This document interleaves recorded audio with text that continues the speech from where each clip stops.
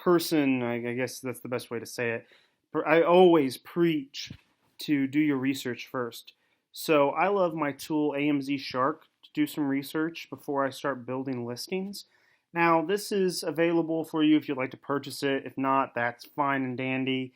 There's a lot of tools you can use out here, but I'm going to show you how I use this to kind of start brainstorming some ideas of which keywords I want to focus on.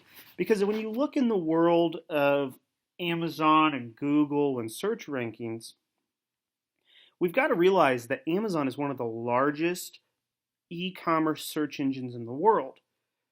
So there's a lot of data out there. If we can use this data to our advantage, we can actually make educated business decisions on which products are going to be great, which ones aren't, and kind of move through there. So let's take a look at my Keyword Explorer here. I did a search a little bit ago about mouthwash. Let's do one about toothpaste real quick. Okay, it's going to have to think about that for a second, but here we go. So I was able to come up with the fact that 6,600 people actually look at toothpaste or mouthwash every year or every month. 18,000 people search toothpaste every month. So if I was doing just a quick analysis here, I would rather find and make a listing for something that's like toothpaste than I would with something for mouthwash. Now, there's going to be a little more competition on toothpaste. So there's going to be a lot more different varieties of that. Look at mouthwash here. We actually have a list of keywords that are out there so you can actually do further searching here. So maybe I wanted to do mouthwash whitening. Let's go back to Keyword Explorer and see how many people actually search whitening mouthwash every month. It's going to think about this for a minute. We can actually narrow down and find out which keywords we want to target in our listings. Now you may be going, okay, Chris, now I got these wonderful keywords. What in the heck am I going to do with them? You're going to see that average in a month, only 40 people are going to search that keyword mouthwash whitening. And you guys will see, because of the way I'm recording these, you're going to see that I put some keywords in just to quickly show you where to put them in when you're creating your listing. I put stuff in like equate mouthwash, and I'll put in mouthwash and equate and all that. But if we look, how many people are actually searching equate? That many people are searching equate. We'll look at equate here. Once it actually will load my results up, which we'll do that here in a second, you actually see exactly what they're searching for on the equate brands, which is a fascinating thing to look at here. So like in toothpaste, let's take a look. We can look at kids' toothpaste.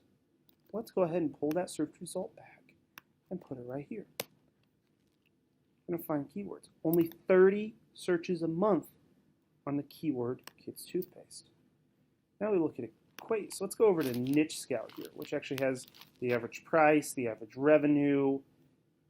We could go there and look for days. But what you're doing with this research is you're trying to find which products are going to be the most profitable for you to source. So I may find that screwdrivers. I don't want to spend the time doing that. Now you're going to find the more generic the term you go, the better, the more searches you're going to have, but the more competition you're going to have as well. So if you're going to own the word screwdriver, so screwdrivers, it's going to pull up there's different words, different letters. That's how it all works. If I'm going to want to own this category, I could probably own screwdrivers at 480 people. So if I can convert 10% of those, that's 48 sales a month that can go from there. So I could focus on that. I could also focus on screwdriver. So you can actually do a lot of searching, build a lot of analysis from this. But this is a tool, when used correctly, can actually help you build your listings or save you time when you're going to look in a store for what kind of items should I be focusing on. I may go in and I want to know how many people are selling cereal. Okay, there's cereal. 60,000 searches happen for cereal every month. So if there's a cereal that doesn't have a listing, I am going to choose to build that listing way over before I do something with screwdriver. Now, I can also look to see if screwdriver is one word. You see, look at that. Boom. The way people search is extremely important. I could spend hours going over the exact kind of linguistics, the words that are used here, the cadence, everything. It's very important to searches. So we may think we want to put in the most descriptive name possible, but we may really want to focus on building as many serial listings as we can. So this is just a little insider into the back end and the research bit of it. When you're building a listing, you don't have to have these tools. But if you are using or you have access to some of these tools, you can actually go in here and drill down to see which items can actually be sold for profit, which items have a lot of search volume, and then build the listings out accordingly.